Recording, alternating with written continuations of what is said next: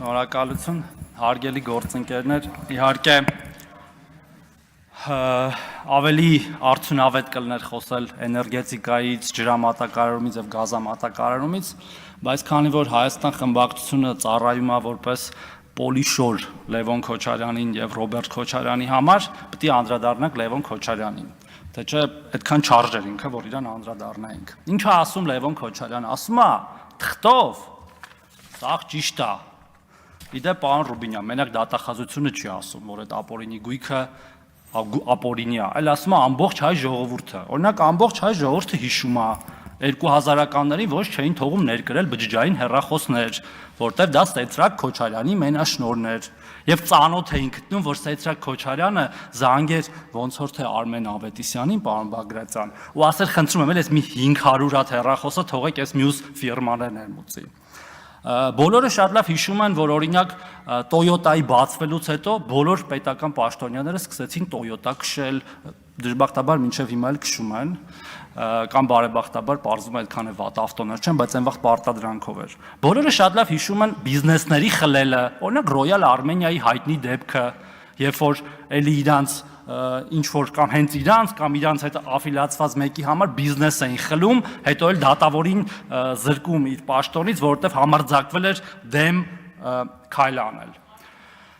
Համբալի մասով ոչ միայն ապօրինի գույք ունեցողն է համբալ, այլ այն երկրի ղեկավարը, որ օրինակ 2 կոպեքի համար գույք է տալիս պարտքի դիմաց, խոսում էր ինչ որ պարադներում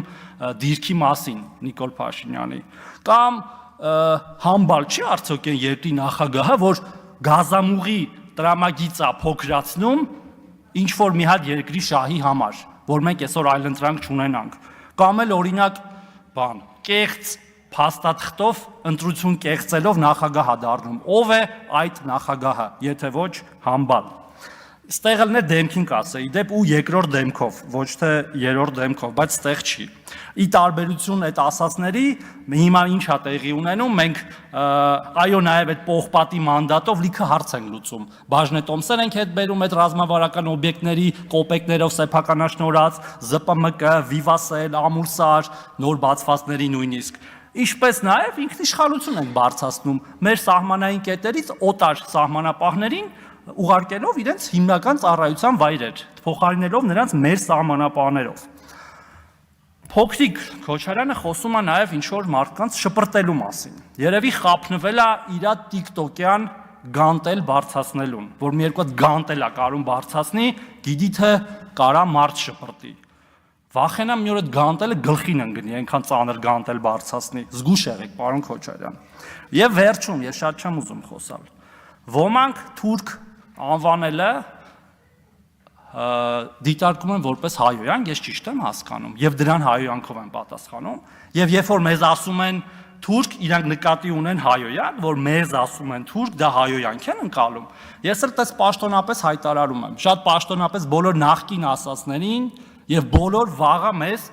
թուրք որպես հայոյանք ասողներին։ Ուրեմն ով մեզ,